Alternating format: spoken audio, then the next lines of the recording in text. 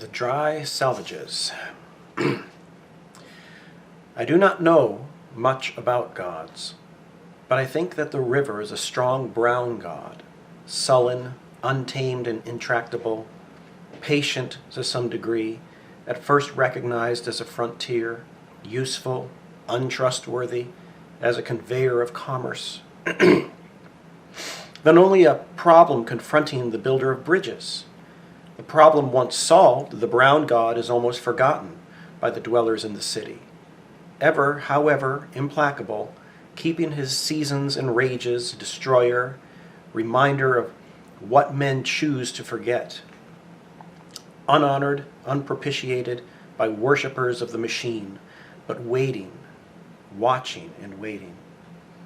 His rhythm was present in the nursery bedroom, in the rank flowers of the April dooryard, in the smell of grapes on the autumn table, and the evening circle in the winter gaslight. The river is within us. The sea is all about us. The sea is the land's edge also, the granite into which it reaches, the beaches where it tosses its hints of earlier and other creation, the starfish, the horseshoe crab, the whale's backbone, the pools where it offers to our curiosity the more delicate algae in the sea anemone. It tosses up our losses, the torn seine, the shattered lobster pot, the broken oar, and the gear of foreign dead men. The sea has many voices, many gods, and many voices. The salt is on the briar rose, the fog is in the fir trees. The sea howl and the sea yelp are different voices, often together heard. The whine in the rigging, the menace and caress of wave that breaks on the water. The distant rote in the granite teeth, and the wailing, warning from the approaching headland, are all sea voices, and the heaving groaner rounded homewards, and the seagull. And under the oppression of the silent fog, the tolling bell measures time, not our time, rung by the unhurried groundswell, a time older than the time of chronometers, older than time counted by anxious, worried women lying awake, calculating the future, trying to unweave, unwind, unravel, and piece together the past and the future.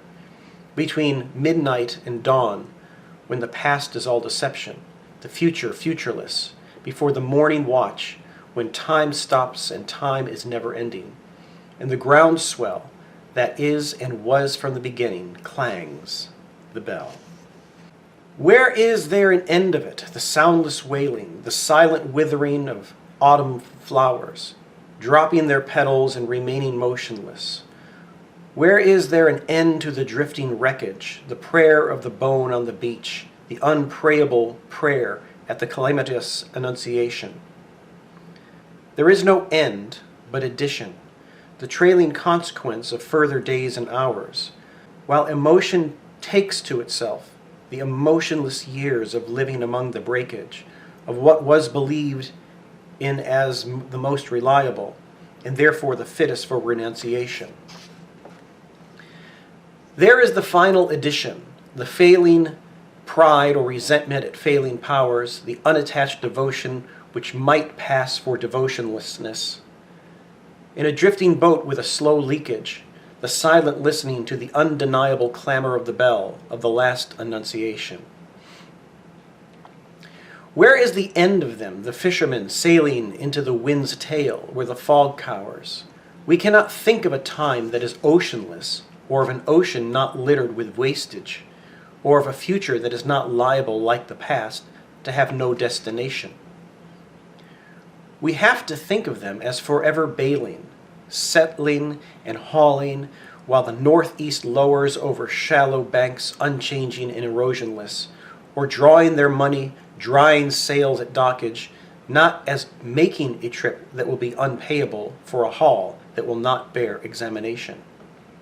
There is no end of it, the voiceless wailing, no end to the withering of withered flowers, to the movement of pain that is painless and motionless, to the drift of the sea and the drifting wreckage, the bone's prayer to death its God, only the hardly, barely prayable prayer of the one Annunciation. It seems as one becomes older that the past has another pattern and ceases to be mere sequence or even development. The latter is a partial fallacy encouraged by superficial notions of evolution, which becomes in the popular mind a means of disowning the past. The moments of happiness, not the sense of well-being, fruition, fulfillment, security, or affection, or even a very good dinner, but the sudden illumination. We had the experience, but missed the meaning. An approach to the meaning restores the experience in a different form, beyond any meaning we can assign to happiness.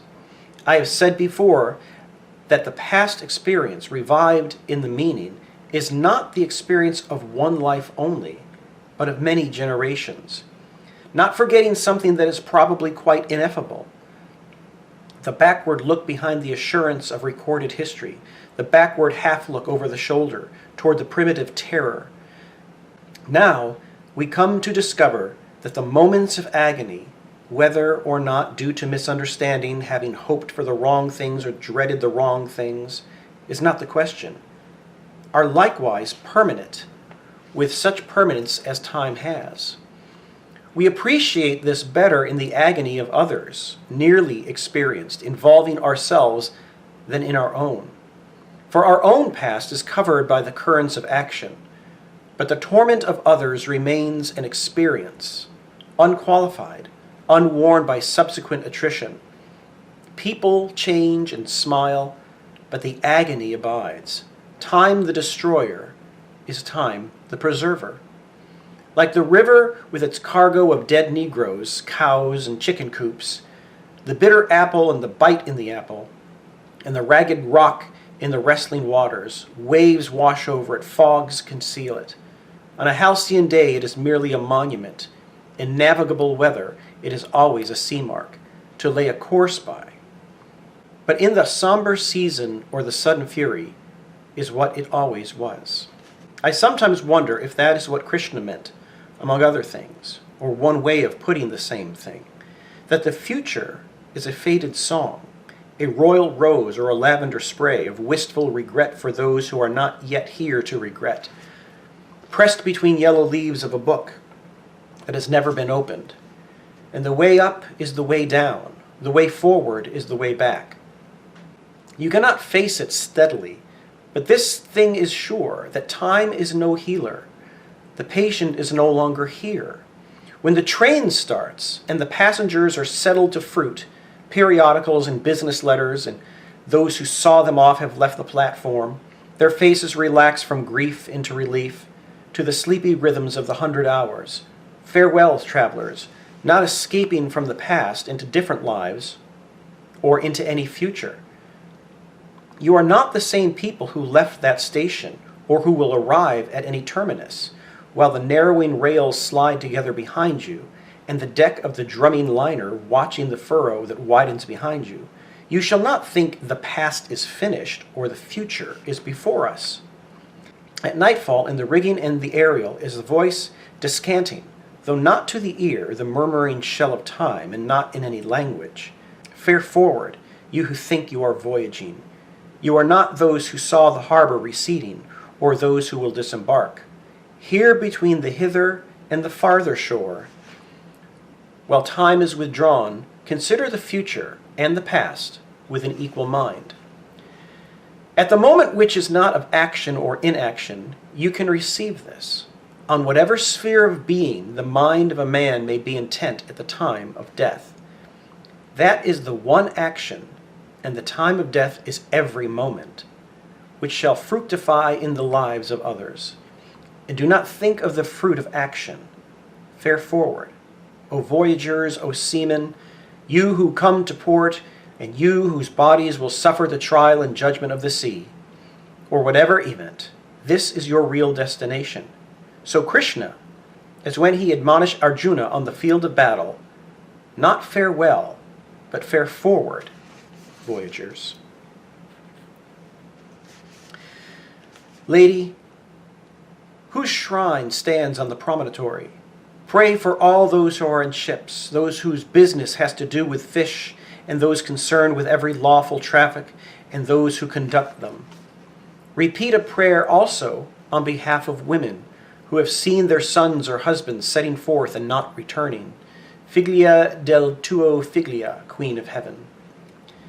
And pray for those who were in ships and ended their voyage on the sand, in the sea's lips, or in the dark throat which will not reject them, or wherever cannot reach them the sound of the sea's bell, perpetual Angelus.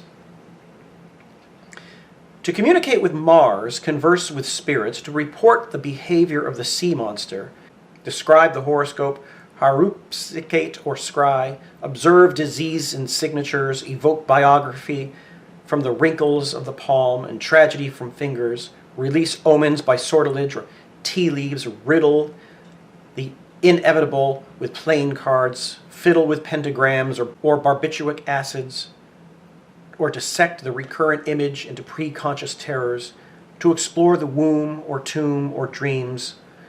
All these are usual pastimes and drugs and features of the press, and always will be, some of them especially, when there is distress of nations and perplexity, whether on the shores of Asia or in the Edgware Road. Men's curiosity searches past and future and clings to that dimension. But to apprehend the point of intersection of the timeless with time is an occupation for the saint. No occupation either, but something given and taken in a lifetime's death in love. Ardor and selflessness and self-surrender. For most of us, there is only the unattended moment, the moment in and out of time, the distraction fit, lost in a shaft of sunlight, the wild time unseen, or the winter lightning, or the waterfall, or music heard so deeply that it is not heard at all. But you are the music while the music lasts. These are only hints and guesses, hints followed by guesses, and the rest is prayer, observance, discipline, thought, and action. The hint half guessed, the gift half understood is incarnation. Here the impossible union of spheres of existence is actual. Here the past and future are conquered and reconciled, where action or otherwise movement of that which is only moved and has in it no source of movement, driven by demonic infernal powers. And right action is freedom from past and future also. For most of us, this is the aim, never here to be realized. We, content at the last, if our temporal reversion nourish, not too far from the yew tree, the life of significant soil.